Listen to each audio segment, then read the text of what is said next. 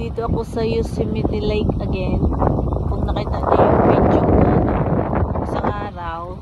So ito yung kalahati ng lake. Kasi hindi ko nakuha lahat. So kalahati to para siyang beach. So may sand. Ayan. Ayan. So maraming mga bench. Gusto ng picnic. Ayan. Wala pa siya masyadong tao kasi wala pang open eh. Free to ano lang siya, free to the public kasi wala pa summer. So summer pa dito ng $6 entrance fee. So ayan lang, ayan siya. So dito, yung area na to pwede maligo, yung mga dito ka pwede mag-swimming. Swimming area to eh. Yung sa kabila nung pinakita ko isang araw last week ba yun?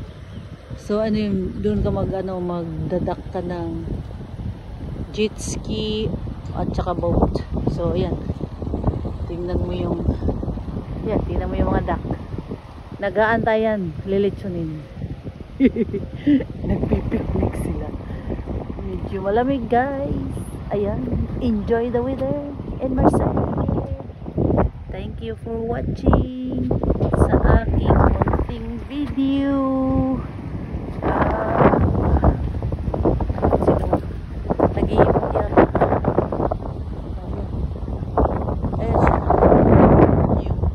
Paikot siya. Parang ano lang siya. It's okay. Thank you for watching. Babush!